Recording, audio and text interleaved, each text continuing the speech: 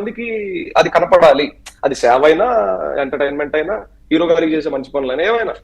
So అలా రావాలి అనే దాంట్లో పెట్టాం సార్. నేను అదే అంటున్నా, పేరుకే మెచ్చి ఇనిషియల్ గా కనెక్ట్ అయ్యి మన కంటెంట్ నచ్చి ఫాలో అవుతున్నారు. మీకు ఇంకోటి చెప్తాను సార్, హీరో గారి నుంచి ఇందాక స్టేట్మెంట్ పడిందని ఎవరో వేశారు. అసలు నిజంగా అది హీరో గారి నుంచి పడిందో కూడా నాకు తెలియదు సార్. కింద అక్కడ ఎన్టీఆర్ గారి సిగ్నేచర్ కూడా లేదు. ఆ statement from mister NTR office అంటారు. ఈ మిస్టర్ ఎన్టీ నేను కూడా వదులుతాను sir. Statement from so called leaders. అది ఎంతవరకు ఆథెంటిసిటీలో నాకు తెలియదు. ఎన్టీఆర్ ఏం నాకు ఫోన్ చేసి నిజంగా హీరో గారు ఏం చేసి నువ్వు ఆపేరా అనలేదు. హీరో గారు నిజంగా కలిసి ఆపేరా అంటే మా పనులు మేము చేసుకుంటాం సార్. ఎందుకంటే మేము ఇంత పెద్ద రిటర్న్ గిఫ్ట్ ఎక్స్పెక్ట్ చేయలేదు సార్. మేము 6 సంవత్సరాల నుంచి కష్టపడి గ్రౌండ్ లో సార్ ఒకటే సార్, 40,000 మంది వాలంటీర్లు అవమానించినట్టు సార్ ఎన్టీఆర్ ఉన్నట్టు ఇది ఒకటే చెప్తాను. నన్ను ఏమైనా అనుకోండి, టీవీ నైన్ లో నా గురించి రకరకాలుగా రాస్తున్నారు. సోకాల్ తిరుపతి పెద్ద మనిషి నాకు చెప్పులు తగిలిచ్చి తిరుపతి గ్రూపుల్లో ఫార్వర్డ్ చేస్తున్నాడు. ఎక్కడన్నా బయట చెప్పుకున్నాం సార్. ఎన్ని మార్పులు సార్, ఎన్ని మార్పులు. యాంటీ టీడీపీ అంటారు. నేనేమన్నాను వైసీపీ అనుకూల మీడియాలో మీ విషయం అందుకే అన్నాను నేను సార్ నాకు తెలుగుదేశం పార్టీ అఫీషియల్ గుర్తింపు కార్డు ఉంది. ఒకప్పుడు నేను తెలుగుదేశం పార్టీ కోసం క్షేత్రస్థాయిలో పనిచేశాను. తర్వాత పోతే చంద్రబాబు నాయుడు గారికి అత్యంత దగ్గరగా 2 సార్లు కూర్చొని 2 గంటలు మీటింగ్ అటెండ్ అయ్యాను. మధ్య మనిషి ఒక మనిషి ఉన్నాడు. ఆ మనిషి ద్వారా చాలా మంచి వర్క్ చేశాను పార్టీ కోసం. ఎందుకంటే పెద్ద ఆయన పెట్టిన పార్టీ. మా తాత 100 ఎకరాల ఆసామి నియంత ఊర్లో అప్పటి నుంచి ఆయనకి నియంత సర్పంచ్ ఏకగ్రీ. మా నాన్న కూడా అంతే. మధ్యలో లోకల్ నాయకులు కొన్ని కథనాలు వచ్చి మా నాన్న అటు ఇటు వెళ్ళాడు. అది మాకు కూడా నచ్చక మేము వాటికి దూరంగా ఉండి మేము చెన్నై వచ్చేసాం. అప్పటి నుంచి మా కుటుంబం కూడా ఇక్కడే ఉంటాం సార్.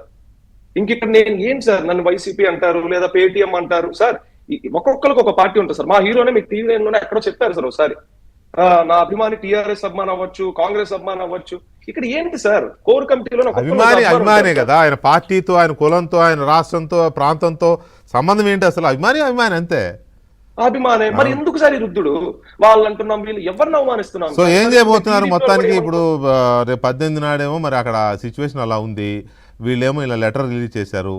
ఏంటి మీ నెక్స్ట్ యాక్షన్ ఏంటి? సార్ మేమైతే stick to the plan sir. ఎందుకంటే మేము తప్పు చేయలేదు. ఒకవేళ నిజంగా వీటికి ఏదైనా కాన్సిక్వెన్సెస్ ఎదురైతే దాన్ని లీగల్ గానే మేము ఫైట్ చేస్తాం. ఎందుకంటే మేము ఆ పేరు పోయే పని ఎప్పుడు చేయలేదు సార్. ఇప్పుడు మేము వెనక్కి తగ్గాల్సిన అవసరం ఉంది సార్. సరే మా ఎజెండా తప్పు అనుకుంటే మేము మీటింగ్ ఆపాలి. మా ఎజెండా రైట్. మేము మీటింగ్ ఎందుకు ఆపాలి? ఎన్ని పత్రికలు వస్తే ఆపాలి? ఆ స్టేట్మెంట్ ఫ్రమ్ ఎన్టీఆర్ అని వేసిన దానికి ఎందుకు ఆపాలి చెప్పండి. ఇలాంటి 100 వస్తే నేను 100 ఇస్తాను. ఇలాంటివన్నీ ఎందుకు ఆపాలి? ఎందుకంటే మా ఎజెండా క్లియర్. సహజంగా ఇటువంటి ప్రెస్ మీట్లు లేకపోతే ఇలాంటివన్నీ ప్రెస్ క్లబ్స్ లో పెడుతూ ఉంటారు ఎక్కడికెక్కడ.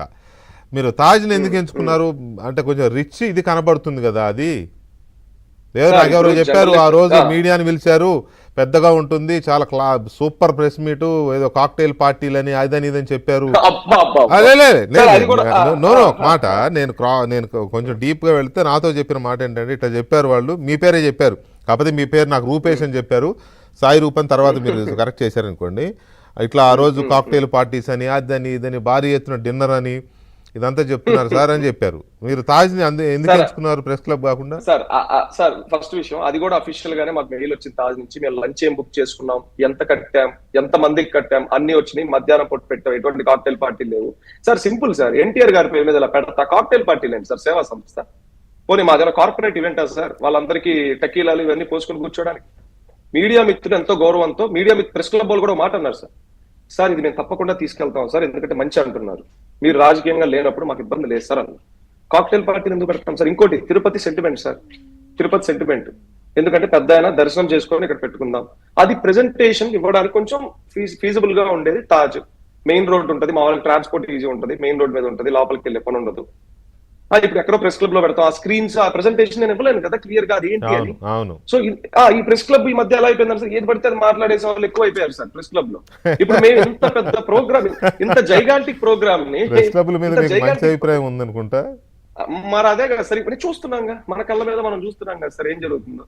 అన్ని ప్రెస్ క్లబ్లు అలా ఉండవు కానీ సరే ఓకే. ఎనీవే చూద్దాం మరి మీకు ఇవన్నీ జరిగిన తర్వాత మీ యాక్టివిటీస్ ఎలా ఉంటాయో. ఎనీవే మీకు సర్వీస్ మోటో ఉన్నప్పుడు దాన్ని ఎవరు ఆపలేరు.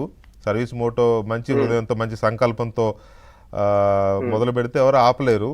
చిన్న చిన్న హడ్డిల్స్ రావచ్చు. చూద్దాం ఈ షో ద్వారా జూనియర్ ఎన్టీఆర్ దృష్టికి వెళ్ళి ఆయన తన మనుషులతో మిమ్మల్ని కాంటాక్ట్ చేయించి చేస్తారని will hope. Right, all the best సాయిరు.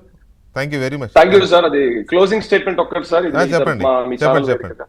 ఆ, మా ఎన్టీఆర్ గారికి మా దైవం నా నందమూరి తారక రామారావు గారికి కోరేది ఒకటే, అన్నా ఇది రా ఎన్టీఆర్ అంటే 6 అక్షరాలు కాదు, ఇది కొన్ని వేల మంది కష్టపడే ఒక ప్లాట్ఫామ్. దీంట్లో ఎటువంటి పొలిటికల్ ఉద్దేశాలు లేవు, ఫండ్స్ కలెక్ట్ చేయట్లేదు. ఏది నిరూపించినా నేను ఇక్కడ మొత్తం క్లోజ్ చేసుకొని వెళ్ళిపోతాను. ఒక్కటి ప్రూవ్ చేసిన నేను తప్పు చేశానని ఈ సోకాల్ పీపుల్. శ్యామ్ మ్యాటర్ అని ఒక్కటి చెప్పాలి, ఎంతో కలిసి వేసింది అభిమానులు. ఇది వెంకటకృష్ణ గారు, ఇది మీకు చెప్పాలి. Yeah, yeah. Shyam matter, Shyam వాళ్ళ సిస్టర్ చనిపోయింది 2000